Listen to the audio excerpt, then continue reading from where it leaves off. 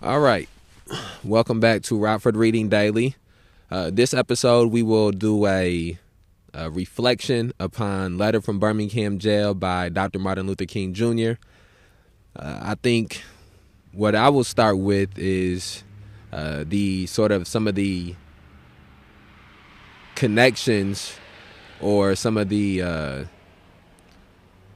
similarities that it has with the Henry Thoreau's civil disobedience essay that was also read by me and another member of the May 30th Alliance.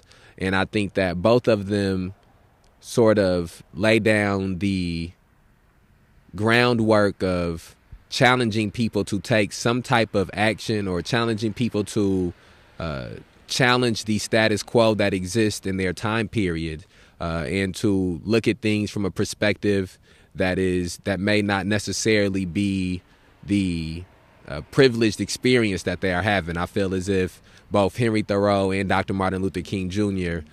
Were primarily challenging people who were in a position of privilege to look deeper into why they were in that position and the implications that position of privilege had. I was just talking to somebody recently about how specific the letter from Birmingham Jail is to white people in general, as much as it points out and speaks on things that are issues that black people were specifically and uniquely dealing with and primarily dealing with, and the tactics and the philosophies and ideologies that black people were implementing.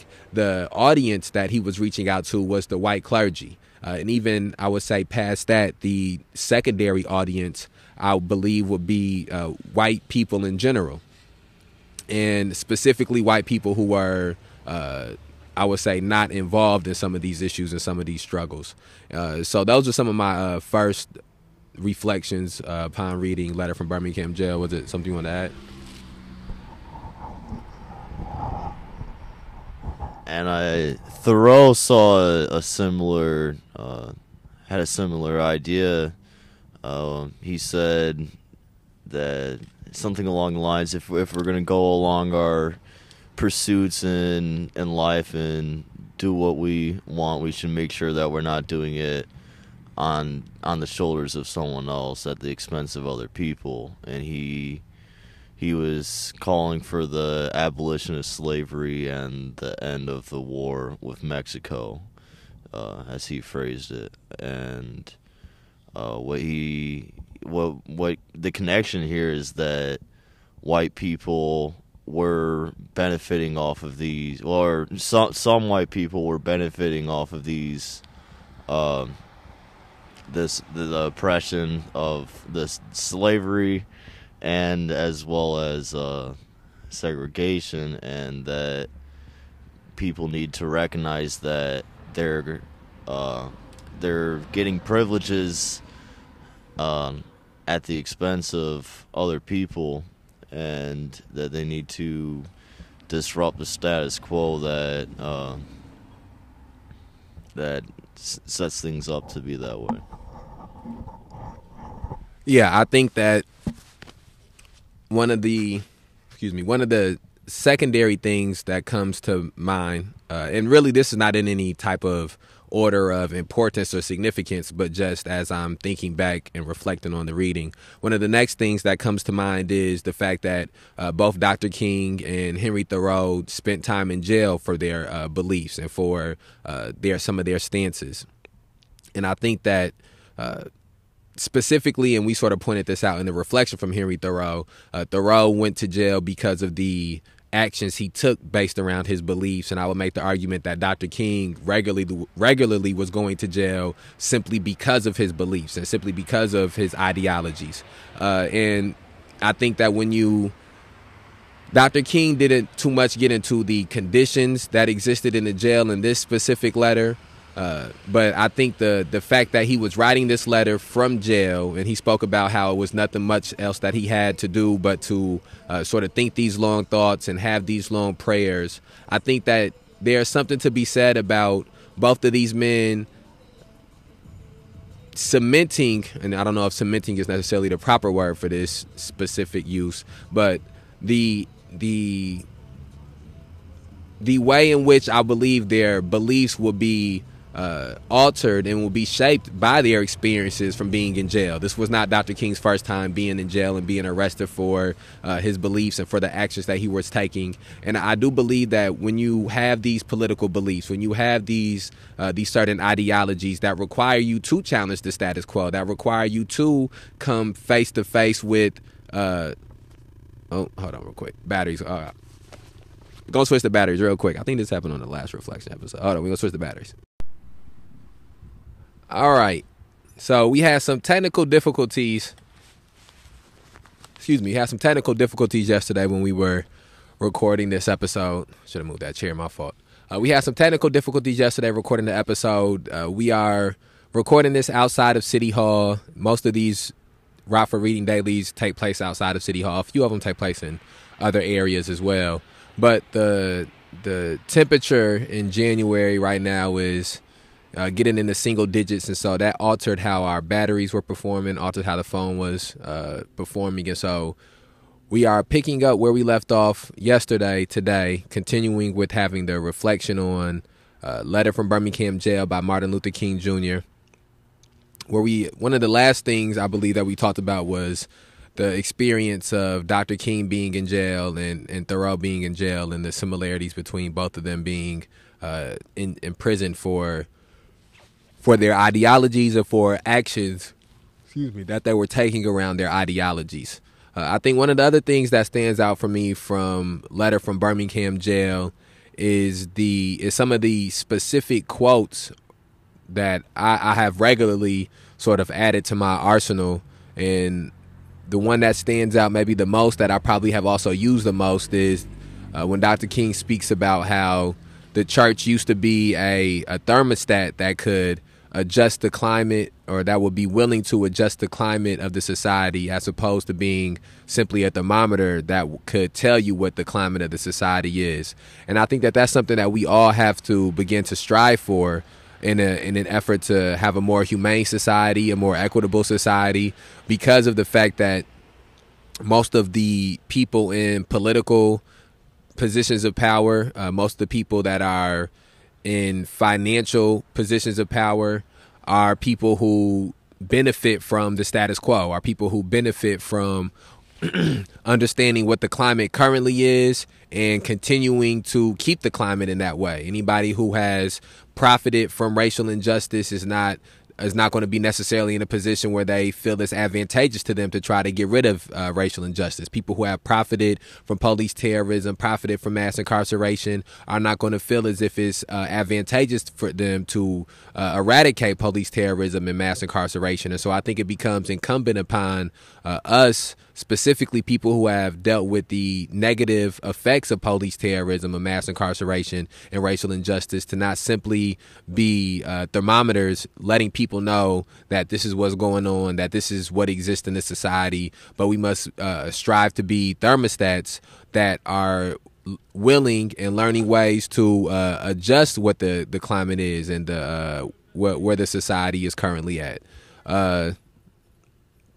I think one of the other sayings that stands out for me that Dr. King touched on within the Letter from Birmingham Jail, I don't want to misquote. I don't want to misquote him.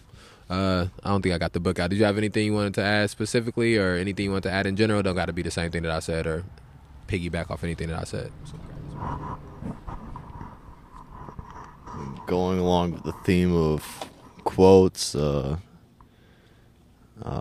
I appreciate the quote in the last reading with Thoreau, and he said something along the lines that a just person in an unjust society belongs in jail. And Thoreau believed that by paying the taxes that he was in prison for not paying, he would be giving his allegiance to the state, as well as giving the state means towards taking actions that he believed were unjust in upholding the institution of slavery. and and fighting the war, the Mexican War, I think is the way you phrase it. So he saw the power in what going along with the status quo would say in paying his taxes, and he felt that to do that would be wrong, and he accepted the consequences for it. And I think that's the essence of what civil disobedience here is. That it's seeing injustice, taking just action, and accepting the consequences for it, which is why Dr. King is in jail here, or in part, that he has his beliefs and his ideology. He wants to bring an end to segregation, and he's organizing direct actions to do it, and despite maybe orders and threats against him, he's taking the just action and bearing the consequences.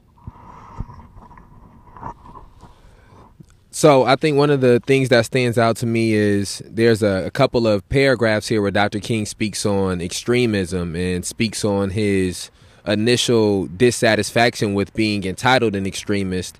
But then he begins to dive deeper into different people, different historical figures who have been extremists for different issues that existed in their lifetimes.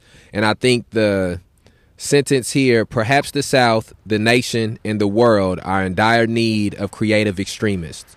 And I think that that's something that rings very close to home with some of the actions that the May 30th Alliance has taken. I think a lot of times people view the occupation, the amount of time that the occupation has went on, the inclement weather that the occupation has endured through, some of the terroristic attacks by police officers that members of the May 30th Alliance have dealt with while the occupation has went on, all as acts of extremism.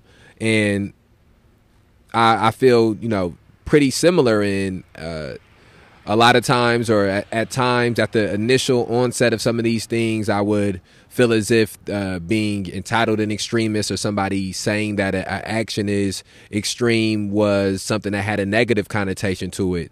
And I think that as time has went on, and my understanding has become deeper, and the issues have been illuminated and highlighted to such an extent that I understand that what we are dealing with is an extreme issue, and that the only way to eradicate the society of extreme evils is to find a way to participate in extreme good. And I think that it's not only is it necessary to be willing to engage and participate in extreme acts of goodwill, but the part here where Dr. King speaks of creativity and the importance of the creativity and the extremism, I believe is very true too. I think that when we speak about the memorials that have been put up down at the occupation at City Hall, when we speak about the chalk, when we speak about some of the things we have done to try to articulate and communicate with the city why these issues are important and why these issues need to be addressed, I think that all of those things fall into the realm of creativity, and they have all been put together with some type of creative initiative.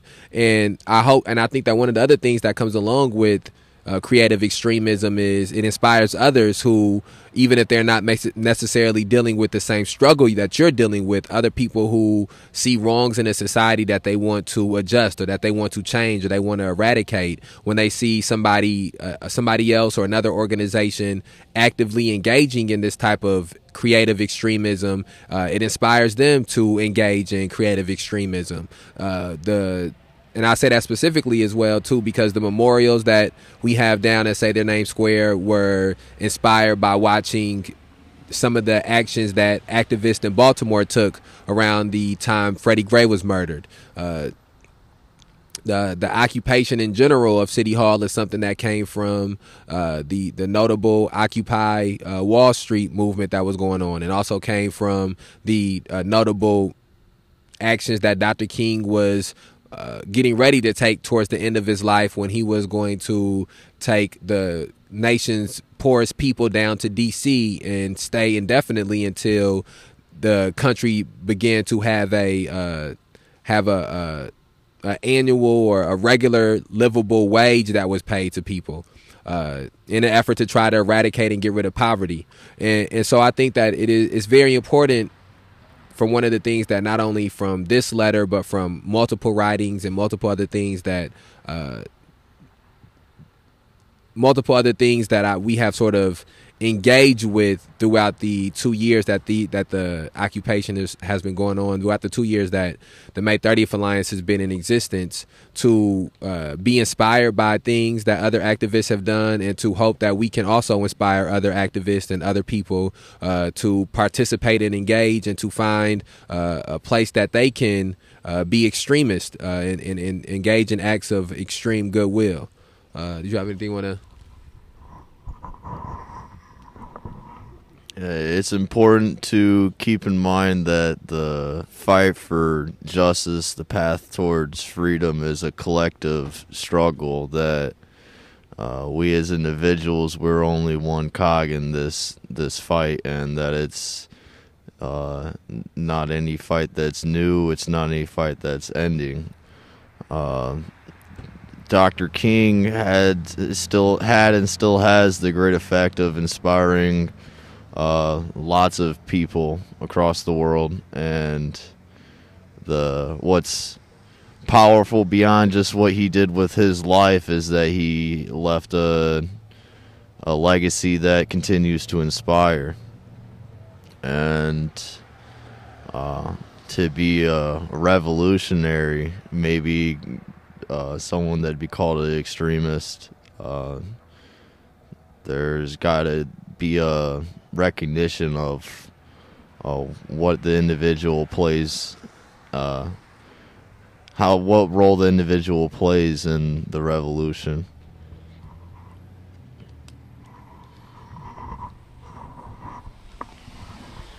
One of the other things that was One of the other things that was notable about the Letter from Birmingham Jail is Martin Luther King Jr.'s condemnation of people of moderates, essentially, people who were on the fence about some of these issues. And he speaks about, specifically, this sentence stands out to me. These sentences, shallow understanding from people of goodwill is more frustrating than absolute misunderstanding from people of ill will.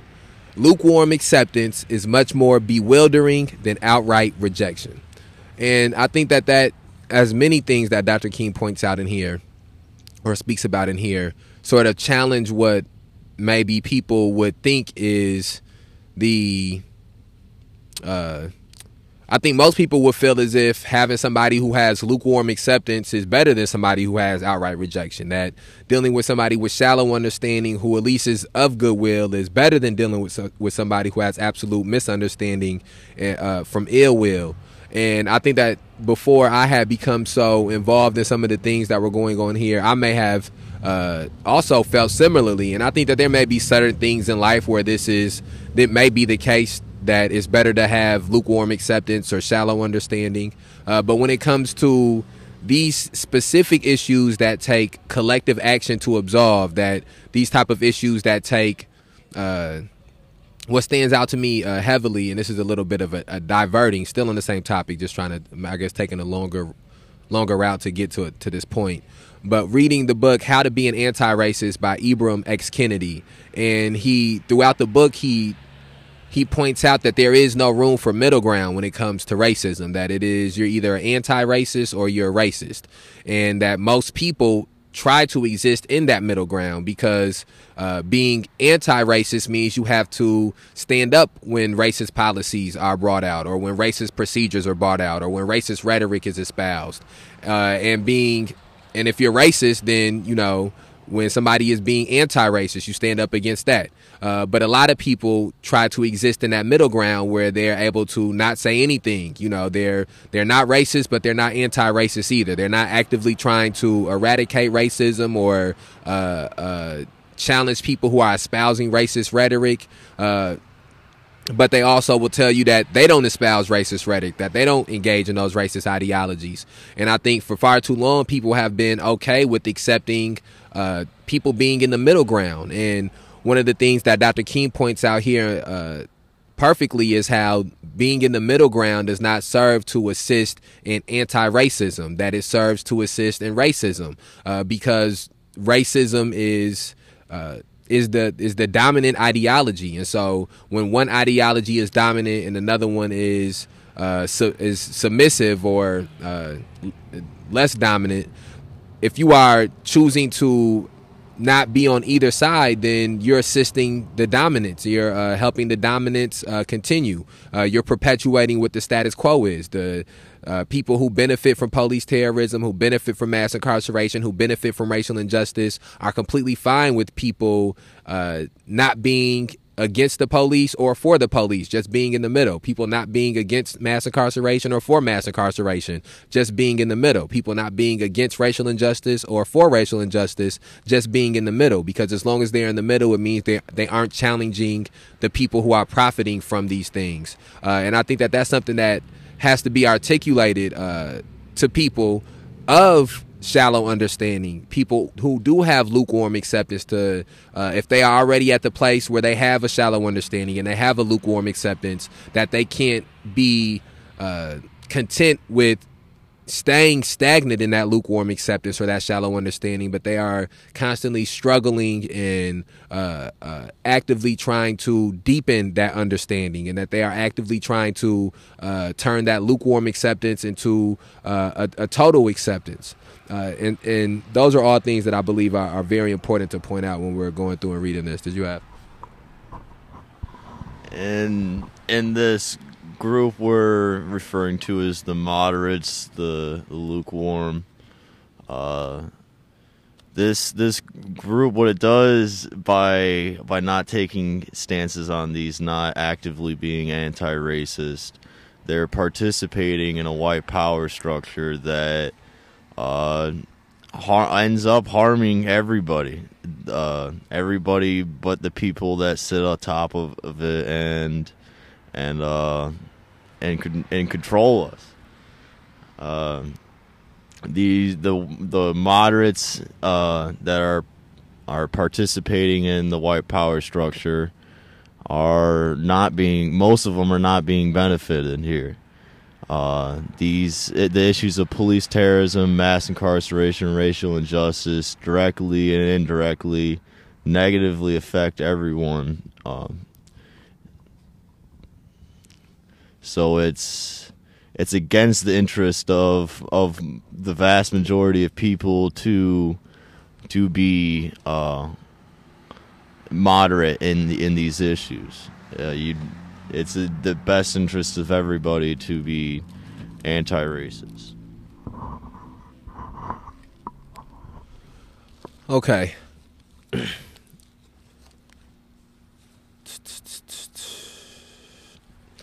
I think one of the other things, and we talked about this yesterday, but it didn't get brought into, it didn't end up being on the episode because of some of the technical difficulties that we were dealing with. But the institution of the church is something that is pointed out here throughout this reading heavily. And I don't think that, I don't necessarily want to get as intricate into the institution of the church that Dr. King did. But what I will say is this: I think that there are multiple institutions that exist in our society that, whether they be the church, schools, policing, city government, county government, federal government, that have ideals that they espouse that they don't live up to. And I think that it's incumbent upon the individuals who are a part of those institutions, or even the individuals who may be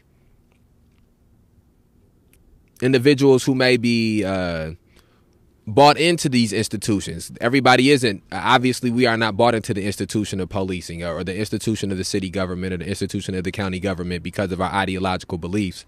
But I believe it's also erroneous to think that overnight you can change everybody's ideological beliefs, that you can make everybody agree with the things you agree with overnight. But what I do think is feasible is challenging people to force these institutions to live up to those ideals, to live up to those standards.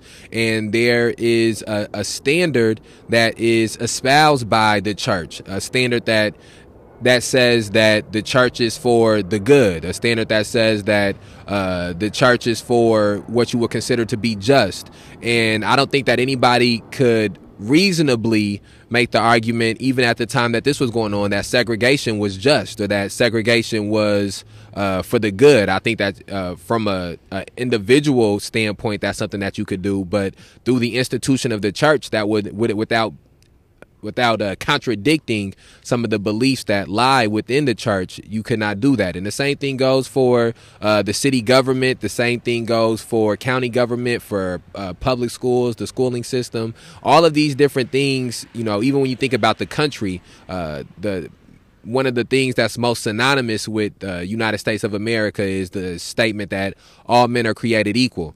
And besides the fact that within that sentence, it leaves out essentially 50% of the population because women aren't considered in there. It's also just untrue that every man, even when this was written, was considered to be equal. But it doesn't change the fact that that is the ideal that is being espoused.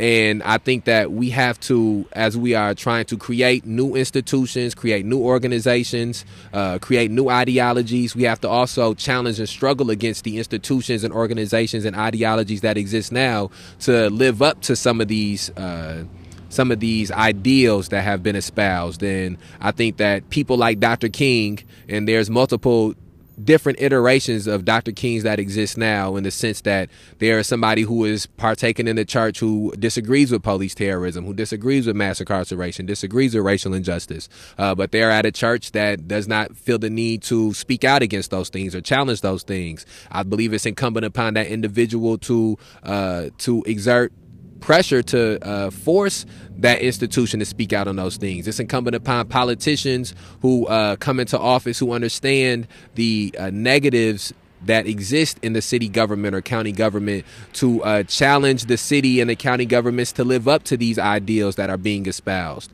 And again, I don't think that eradicates the fact that we need new institutions, that we need new organizations, that we need new ideologies. But in the process of getting to those things, something else that we have to, I believe, be striving for is to make adjustments and make progress in some of the institutions and organizations and ideals that exist now. You have anything on that? Okay, we're at about 27 minutes, 28 minutes. I don't think it's anything else particularly to speak about in here. This was a shorter passage, shorter read. So some of the reflections for these shorter ones, you sort of get to a place where you're echoing things you said during the readings. So I do want to encourage people who maybe listen to this episode and have not listened to us reading the entirety of Letter from Birmingham Jail to go back and listen to previous episodes of Rockford Reading Daily. I would also encourage people to listen to Dr. King reading Letter from Birmingham Jail himself, which you can find on YouTube, SoundCloud, Apple Podcasts. It's one of the I would think one of the his most popular audio that's out there from Dr. King. I would also encourage people to go and read Letter from Birmingham Jail themselves. I'm sure it's easy to find a PDF online. There's multiple books that Dr. King has that this specific letter is located in. Why We Can't Wait is something that comes to mind. And the book the one we read it from today, or through these readings, was from an Martin Luther King Jr.'s autobiography. I would also encourage people to go and listen to previous episodes of Rockford Reading Daily. I believe one of the things that we're in the process of striving for is connecting all of these different pieces of literature with each other and connecting these different concepts with each other and just forming a big puzzle or a bigger picture of what some of these issues look like. After this episode, we will begin reading High Risers by Steve, I don't remember, I can't remember what his specific name is right now. Ben Austin. High Rises by Ben Austin, which is about public housing in United States of America, and specifically public housing in Chicago. And to be even more specific, Cabrini Green, which is one of the most infamous public housing in the world. Do you have anything you want to add before we wrap this episode up? All right, so we're going to wrap this episode up. Again, I want to encourage you to share this on whatever platform you're listening to it on. We put these episodes out on a daily basis to provide people the opportunity to begin or further their journey in the struggle to end police terrorism, mass incarceration, and racial injustice. We outside. See you tomorrow. Well, I guess be back tomorrow. I won't necessarily see you tomorrow.